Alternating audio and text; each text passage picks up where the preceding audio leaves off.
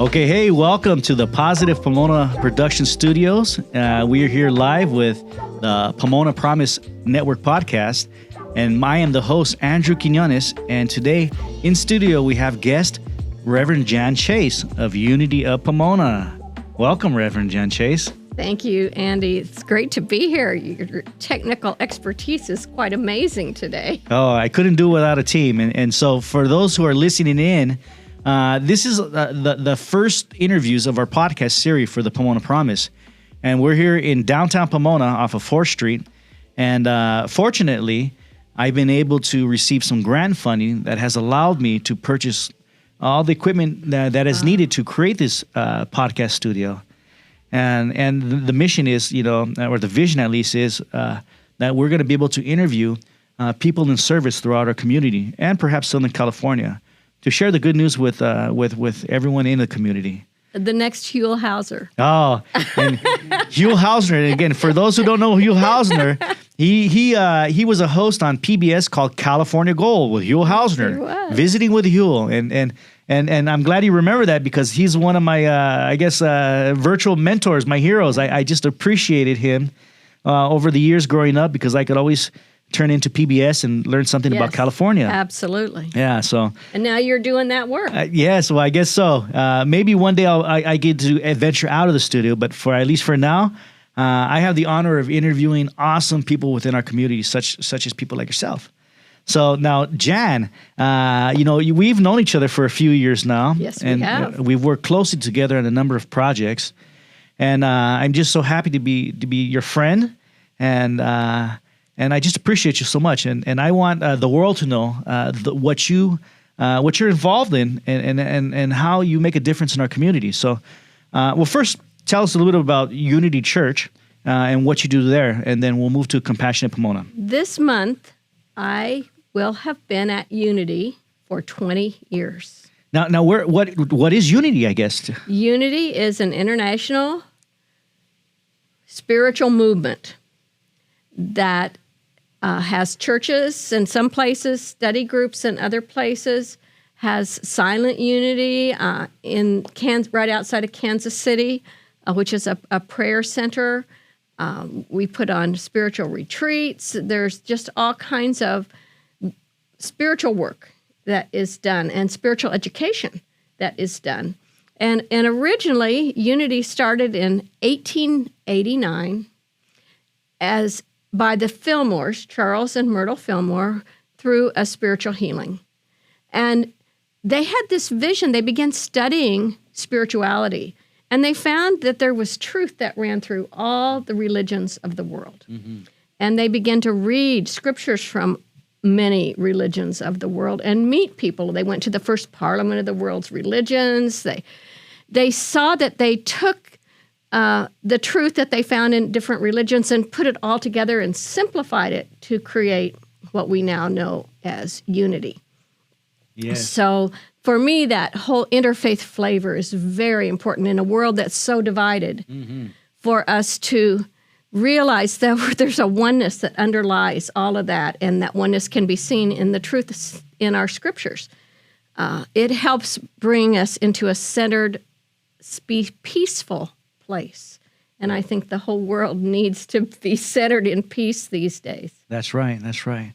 Now, Jen, how long have you been in this work of spirituality and change making through? My whole life. Your whole life, huh? My whole life. Yeah. But I've been a minister since 2000. Okay. So it's second career.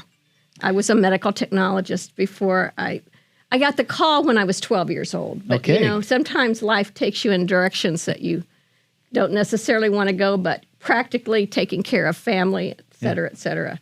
Why don't you give the audience a quick little snapshot about the life of Jan Chase? And, you started off, I believe, in Kansas City, Missouri? I raised my family. Well, I started off, I was raised in Topeka, Kansas. Topeka, Kansas, okay. And my mother was very involved in community work. In fact, she would be going to meetings all the time. She was, there's a part of her that's in me. Yes. And she then ran for the legislature once the kids, her three daughters, were out of the house and in college. And and served for 10 years in the Kansas legislature. Oh, wow. She was a real, very intelligent woman and made a big difference, kind of led women's movements around throughout Kansas, made some changes. What an inspiration. Yeah, she was. So after I guess your childhood and teenage years, where did you move to in your 20s? So after college, I went to actually we went to Kansas City. I got married. Okay. Lived in Kansas City a few years, and then we joined the Peace Corps. Lived in Venezuela. Okay, Venezuela. Actually came to California to do language training and Peace Corps training, and then we went to Venezuela for a year teaching. And my husband was in a group that was going out into the barrios to find athletic talent for the Pan American Games that were coming up. Oh, wow. So that was very exciting. And so, we became global citizens. When you live in a country outside of the U.S., you begin to see the world through a different lens. Uh-huh. And you begin to see that although America is wonderful, there is wonderful things about every place in the world. That's right. And people are all the same. All wonderful, amazing. After Venezuela, you went to Africa. Yeah. How many years did you spend in Africa? 2 years in Africa. 2 years in Africa, huh? Zambia, and In loved Zambia. it. Loved Africa. Yeah. And then we came home and started our family Uh-huh. and lived in Council Bluffs, Iowa. That's where my husband got a job, and I began working in hospitals there as a medical technologist, and we raised our 2 children, Benjamin, and then 2 years later we had Amelia. And and then when they grew up, when they went away to college, then I applied to become a minister and moved to Kansas City to get my degree so that I could be a unity minister. Wonderful. Well, thank you for sharing that part of your life with us. We're going to take a quick little station break, and then we'll be right back to hear more about your work with Compassionate Pomona. Okay. All right. This podcast was brought to you by Unity Church and Compassionate Pomona with Reverend Jan Chase and the Southern California Service Corps with Andrew Quiñones. We'll be right back with more.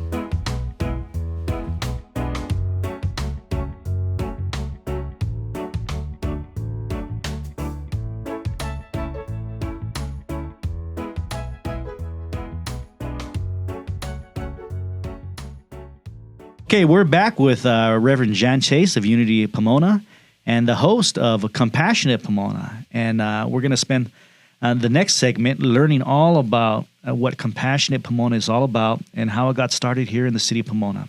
So, Jan, give us the background. What is Compassionate Pomona and how did it get started? Compassionate Pomona is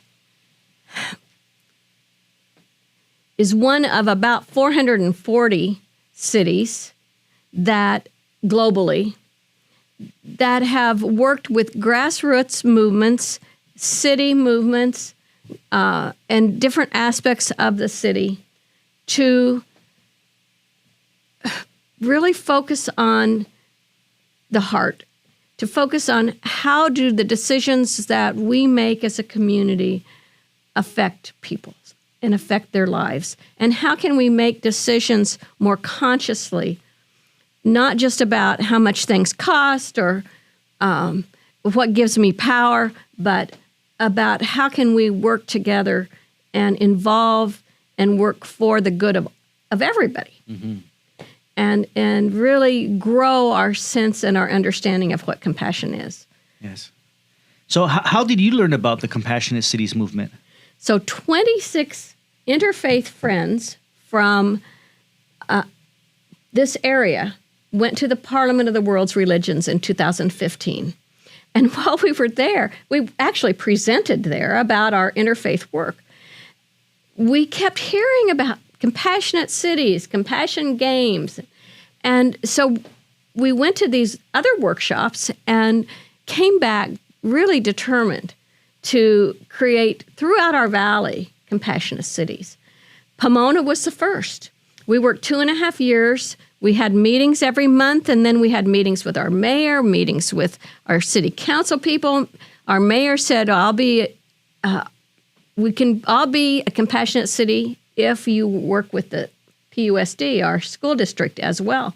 So we talked to the school board and went to school board meetings, and everybody signed on. It took 2.5 years, and April 2nd, 2018, yes, we officially became a compassionate city. And what does that mean for a city like Pomona? I think what it means is that we shift who we think we are. You know, what you think you are has a lot to do with how you act. Mm-hmm. Yes. And so by shifting our consciousness around our own city, we gain a lot of pride. Mm-hmm. We begin to see that there's a lot of people that for a long time have been very compassionate. Mm. And we begin to draw them together. We begin to support each other.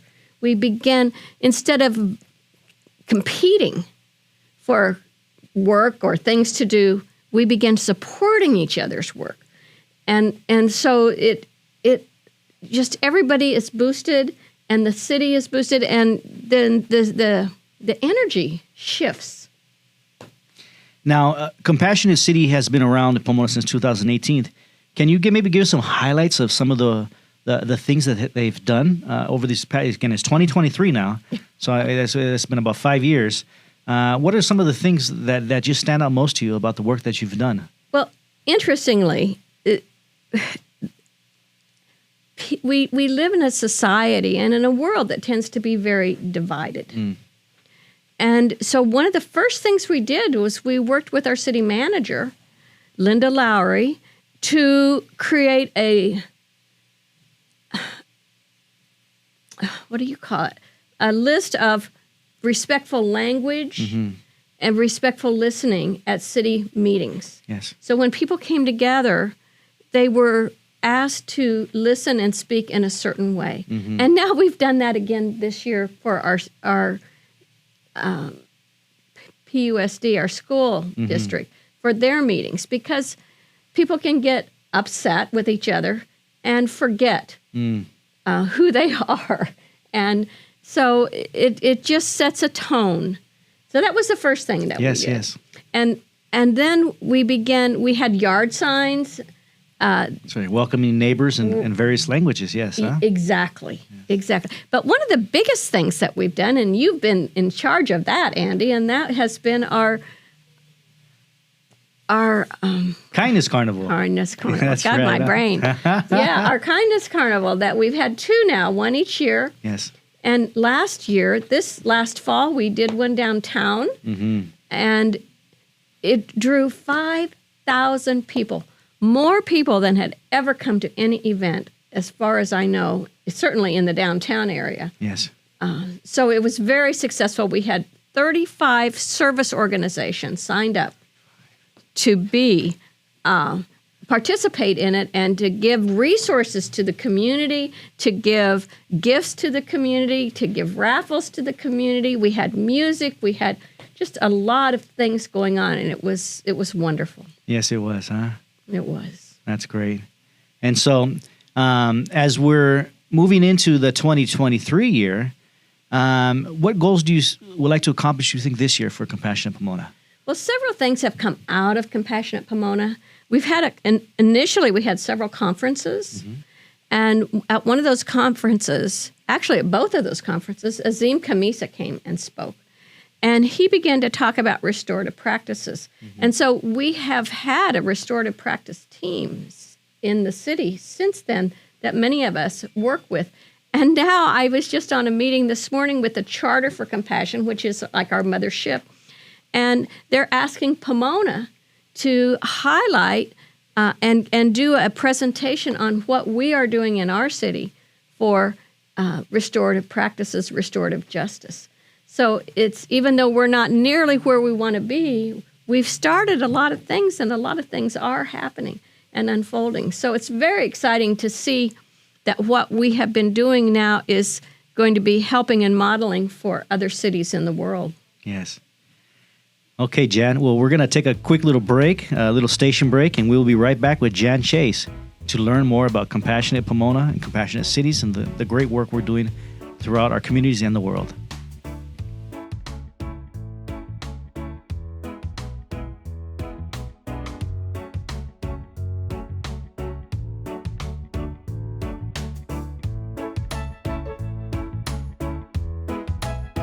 Okay, we're back.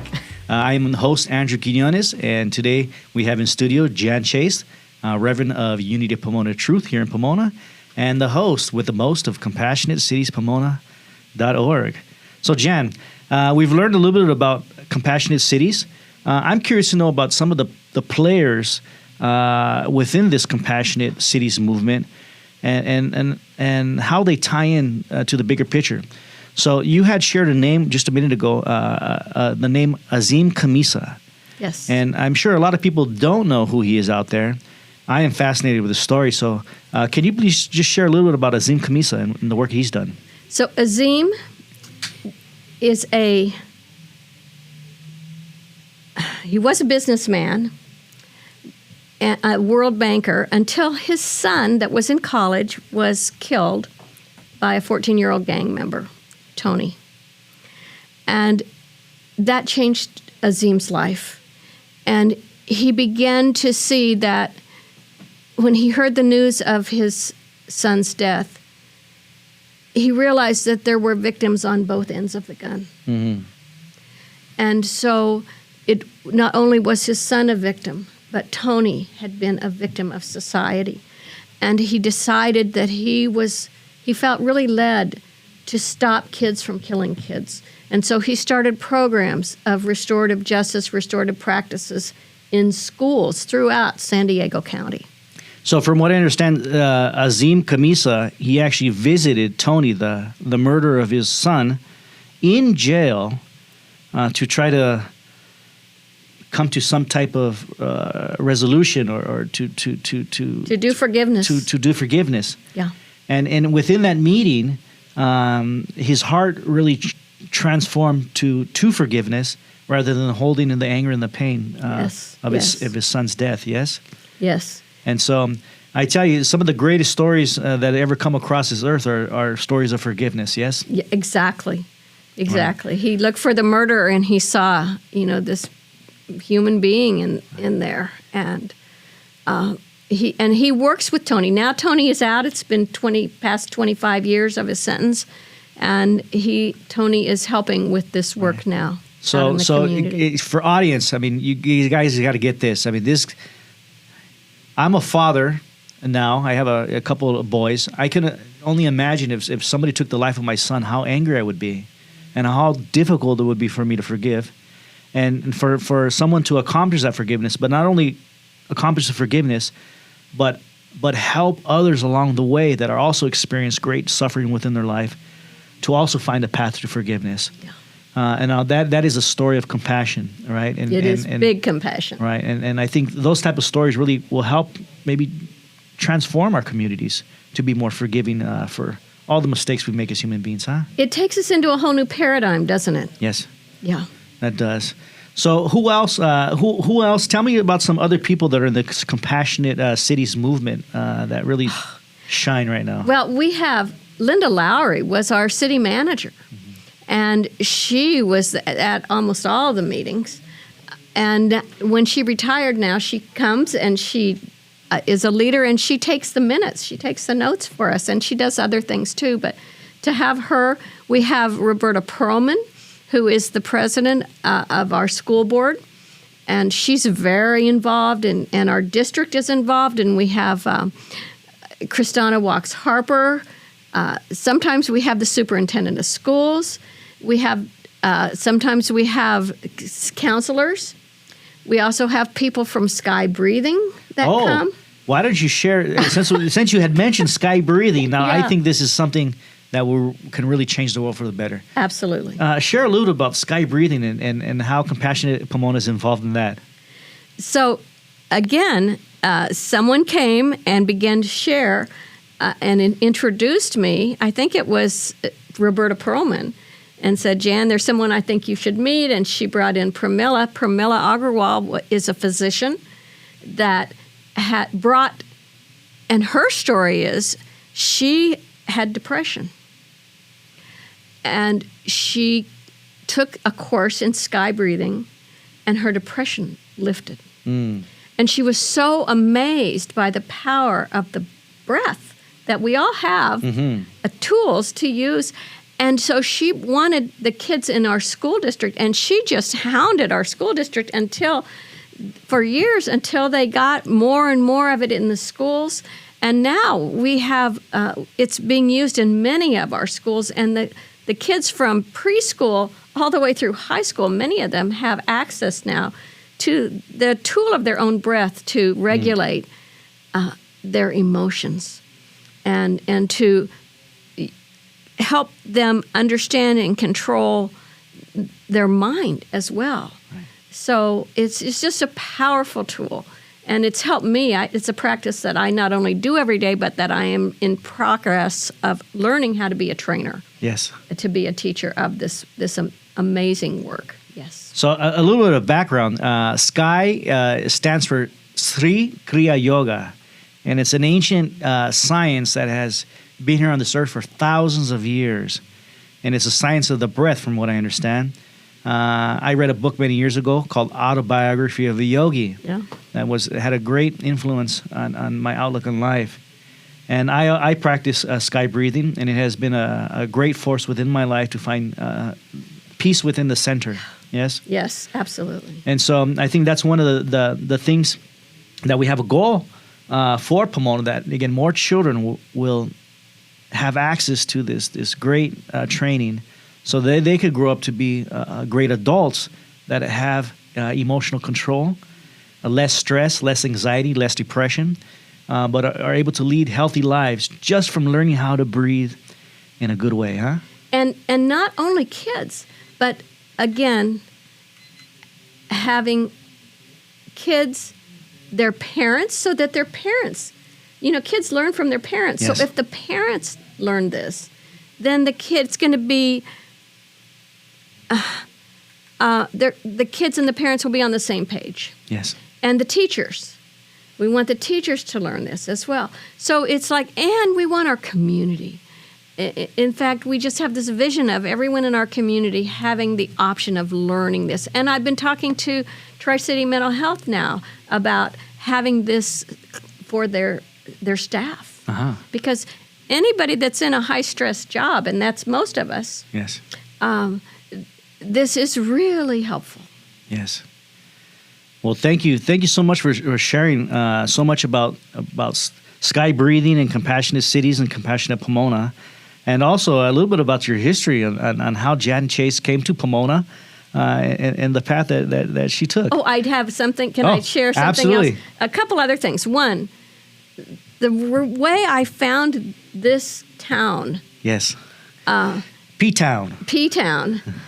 There was a Unity Church ad. At that time, it was not digital. It was in something printed. And I saw a light around it. Mm-hmm. That's how I chose to come and to try out to be the minister here. And Spirit whispered to me to have them sing, we can build a beautiful city, which is a song from Godspell. Now, I had no idea about this work that I would be doing with you and doing with people like you, Andy, and yet that is exactly what we're doing. And our mayor, he always talks about building a beautiful city. Yes. And it began with him with picking up trash, and having people help him go around the city and pick up trash. And so there are many ways to build a beautiful city, and we're all a part of that in our own way. The other thing is there are lots of nonprofit groups that are involved in Compassionate Pomona. It started off being interfaith groups, interfaith people of many faith traditions, but it's become more of a conglomeration of different and individuals, different organizations, different individuals, all working together. and really making a difference. Great. Now, Jan, as we kind of wrap up things, can you share with the community how they could get connected either with Unity of Pomona or Compassionate Pomona? Absolutely. So you can always reach out to me. My email address is janhoshin, janhoshin @AOL.com. I'm been there a long time. Or you can look on our websites. Andy helps me with both of our websites, compassionatepomona.org and unityofpomona.org. And so look at those and find ways to connect. And you're all invited to come to either, to join us. And when does Compassionate Pomona meet? So if anybody's interested in joining the Zoom call, when's a good time for them to do that? The first and third Thursdays of the month in the morning. 9:45 for the first Thursday of the month because we spend a little more time getting to know each other personally. And at 10 o'clock on the second Thursday of the month when we spend a little more time inviting people to come and share what they do in a little more depth and doing some planning of the events and things that we're doing. All right. So, yeah, and it's usually about an hour and a half meeting. Okay. Well, Jan Chase, Reverend Jan Chase, I just really, truly appreciate you, and I thank you for being our special guest on today's podcast. I look forward to seeing you out in the community and continue the good work that we do. And is there any parting words that you would like to share with our city of Pomona, or parting thoughts? My parting thoughts are, I just feel so blessed to live in this city. Mm-hmm. It is a city that truly is compassionate, and it is a city that the cities around us look to and want to be like. And as they see the compassion spread, they want that compassion to spread in their cities too. And so many of the cities around us are working on becoming compassionate cities now, and some of them have been. So it's very exciting to be a leader. Yes, it is. Great times, huh? Great times. Great people. It's all because of the people. That's right. You know? Wonderful, heart-centered people. Heart-centered people. Now, if you want to become a heart-centered person like Jan or myself, you could definitely join us here on the Pomona Promise Network podcast. So to hear all about the good news that's happening within our city and maybe even surrounding things within our area. So we really appreciate you tuning in, and we hope you enjoyed our conversation with our guest today. Don't forget to like and subscribe if you want to hear more content like this. And we'll see you next time. So peace. Bye, Pomona. Bye.